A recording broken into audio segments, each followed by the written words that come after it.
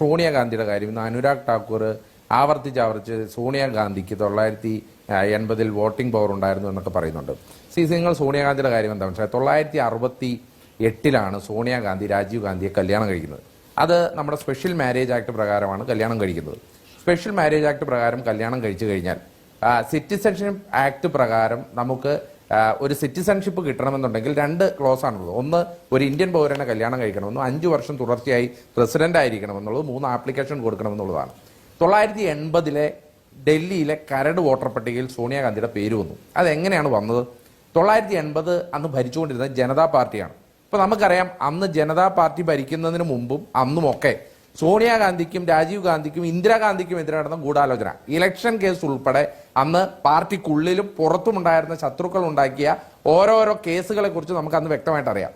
1980 സോണിയാഗാന്ധിയുടെ പേര് കരട് വോട്ടർ പട്ടികയിൽ വന്നു. എന്നാൽ അന്ന് ഈ സോണിയാഗാന്ധി ഈ വോട്ടർ പട്ടികയിൽ എന്നെ ഒന്ന് പേര് ചേർക്കണം എന്ന് പറഞ്ഞു കൊടുത്ത ഒരു ആപ്ലിക്കേഷൻ നിലവിലുണ്ടായിരുന്നില്ല. എന്ന് പറഞ്ഞാൽ ഞാനോ നിഷയൊക്കെ ഒരു പേര് ചേർക്കണമെങ്കിൽ ഒരു ആപ്ലിക്കേഷൻ കൊടുക്കണ്ടല്ലേ? അങ്ങനെ ഒരു ആപ്ലിക്കേഷൻ ഉണ്ടായിരുന്നില്ല.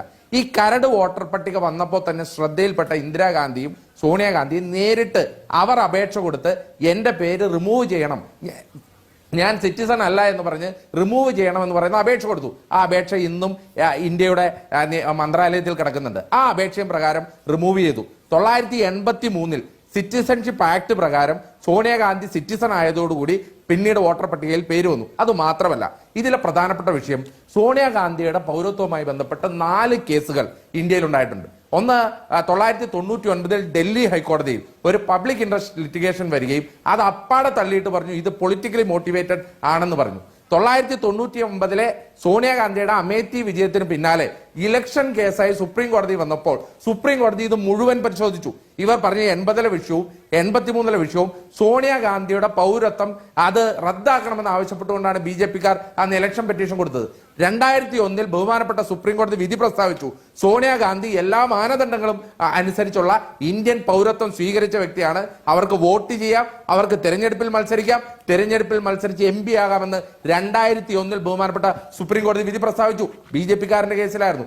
അതിനും ശേഷം 2014 റായ്ബറേലി ഇലക്ഷന് ശേഷം വീണ്ടും ഈ വിഷയവുമായി ഇവർ അലഹബാദ് ഹൈക്കോടതിയിൽ പോയി. 2016 അന്നും അലഹബാദ് ഹൈക്കോടതി ഫൈൻഡിങ്ങിന്റെ അടിസ്ഥാനത്തിൽ, തെളിവുകളുടെ അടിസ്ഥാനത്തിൽ ഇലക്ഷൻ പെറ്റീഷനോ ഒരു പൗരത്വവുമായി ബന്ധപ്പെട്ട സോണിയാഗാന്ധിയുടെ യാതൊരു പെറ്റീഷനോ നിലനിൽക്കില്ല എന്ന് പറഞ്ഞു.